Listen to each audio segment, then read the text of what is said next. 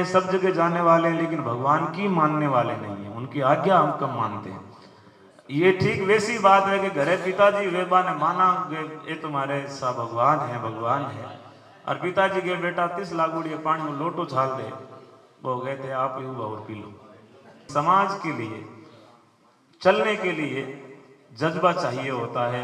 उड़ान जो है केवल पंखों से नहीं होती है, हौसलों से भी होती है।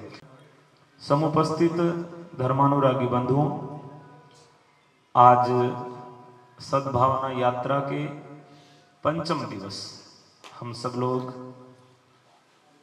हरियाणा के रोहतक शहर पहुंचे हैं और दिन भर की लगभग 40 किलोमीटर की यात्रा करने के बाद भी आप सबके चेहरे पे ताजगी, नूर और जो चमक है वो ये बयां कर रही है कि हम आरक्षण को लेकर के लौटेंगे।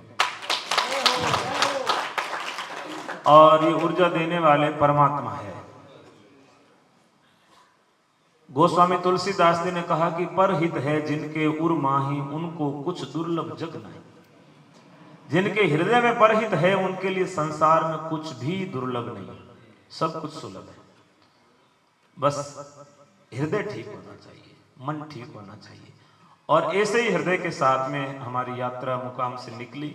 हरियाणा के विभिन्न गांवों से होते हुए, शहरों से होते हुए आज हम रोहतक तक पहुंचे हैं।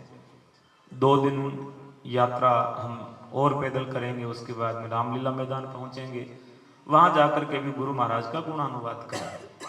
जामानी साहित्य में जिक्र आता है कि गुरु महाराज जाम्बू जी दिल्ली पहुंचे थे। आप गवानी की मरती गऊ ने कई जीवती दिल्ली पहुंचा आज। मरती गऊ को जिंदा करने के लिए गुरु महाराज दिल्ली पहुंचे। आसम और कासम नाम के 2 दर्जी थे जिन्होंने ये संकल्प ले लिया कि हम विष्णोई हैं, आज के बाद जीव हिंसा नहीं करेंगे, मांस का सेवन नहीं करेंगे, हम वेजिटेरियन हो गए हैं, शाकाहारी हो गए हैं। तात्कालिक राजा सिकंदर को जब पता चला तो उन्होंने काल कोठरी में डाल दिया और जब भूख लगी तो गाय का मांस डाल दिया कि अब देखते हैं तुम्हें जान प्यारी है या धर्म प्यारा है। और उन्होंने गुरु महाराज से प्रार्थना की कि गुरु जी, हम आपको जानते नहीं है लेकिन मानते हैं। और धर्म में जाना बाद में जाता है, माना पहले जाता है। साइंस और विज्ञान दोनों में इसी बात की भिन्नता है। साइंस पहले जानने की चेष्टा करता है फिर मानता है, और धर्म में पहले मान करके फिर जानने की यात्रा की जाती है। उन्होंने कहा कि हमने आपको मान लिया कि आप परमात्मा हो और आपकी दिए हुए वचनामृत को हमने धारण कर लिया, आपकी आज्ञा मान ली। गुरु महाराज भी ऐसा संदेश देते हैं कि जे थे गुरु का शब्द मानी लो लंबा भोजल पारो। यदि मेरे शब्द मानोगे तो तुम्हारे में कोई कमी नहीं रहेगी। मेरे को भले ही मत मानो लेकिन मेरे शब्दों को मान लो। और उन्होंने भी गुरु की आज्ञा को माना, तब गुरु महाराज के पास उनको जाने की जरूरत नहीं पड़ी। गुरु महाराज चल करके दिल्ली उनके यहाँ आ गए।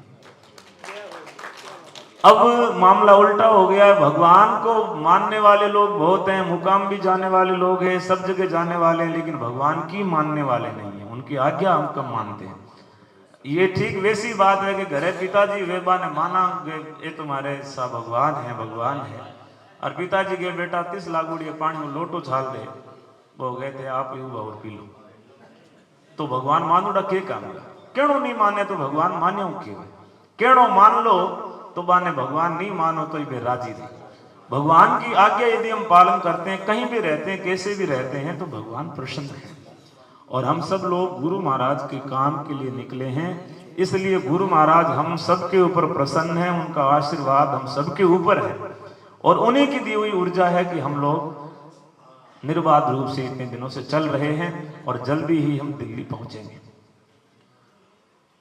अब गाड़ियों की किसी के पास कमी नहीं है। हमारे अध्यक्ष जी सबको कितना मोटिवेशन देते हैं, किसी बात का अभाव नहीं है। स्वयं के निजी जीवन की बात करें तो क्या अभाव है। अच्छी से अच्छी गाड़ियां उनके हैं, अच्छे बिजनेस उनके हैं, अच्छा कारोबार उनका चल रहा है, अच्छा सब कुछ है। लेकिन मन में एक टीस है कि यदि मैं प्रधान हूं तो इस पद के साथ में न्याय करूं और बच्चों को कुछ मिल सके, इसके लिए मैं स्वयं पैदल चलूं। और खुद आंगीवान होकर के पैदल चल रहे हैं, नाचते हुए चल रहे हैं। साथ में चलते हैं तब ऐसे जैसे वो बाल सुलभ चंचलता बच्चे में होती है, उसी प्रकार से नाचते हुए सबको गले लगा के चल रहे हैं। प्रधान जी हमारे बीच पधार रहे हैं, जोरदार करतल ध्वनि के साथ इनका स्वागत करें, अभिनंदन करें। हम सबको मोटिवेशन देते हैं। ये जब चलते हैं तब बुजुर्गों के मन में भी ऐसा होता है कि देखो प्रधान जी चल रहे हैं, बच्चे कई थक जाते हैं, वो भी इनको देख के सोचते हैं कि चलो प्रधान जी इस आयु में भी दौड़ रहे हैं। और ऐसा तो है नहीं कि भाई ये दिन रात खेतों में काम करते हैं या शारीरिक श्रम करते हैं, लेकिन समाज के लिए चलने के लिए जज्बा चाहिए होता है। उड़ान जो है केवल पंखों से नहीं होती है, हौसलों से भी होती है। और सड़कों पे भी इतनी लंबी यात्राएं केवल जो है उम्र से, आयु से, जोश से नहीं होती है, उसके साथ में जुनून भी होना चाहिए। और जोश और जुनून दोनों प्रधान जी के पास में, और ये चल रहे हैं। मैं आप सब लोगों का बहुत बहुत धन्यवाद करता हूं कि आप हमारे साथ में चले हैं, और जो लोग घर बैठे सहयोग कर रहे हैं उनका भी धन्यवाद देना चाहता हूं। और आने वाले 5 तारीख के लिए निवेदन भी कर रहा हूं कि आप लोग दिल्ली पधारिए। हम सब लोग रास्ते से चल करके आ रहे हैं, आप गाड़ी से चल करके आइए, ट्रेन से आइए, फ्लाइट से आइए, बसों से आइए, जैसी सुविधा हो सकती है उसके अनुसार आइए। लेकिन दिल्ली रामलीला मैदान में गुरु महाराज का जागरण लगाएंगे। उस समय गुरु महाराज जाम्बू जी ने हासम और कासम को, मरती गऊ को बचाने के लिए सिकंदर को आधी रात में जाकर के जगाया था, और हम भी रात को जागरण लगा करके अपने ओबीसी आरक्षण के लिए सरकार को जगाने का काम करेंगे, चेताएंगे।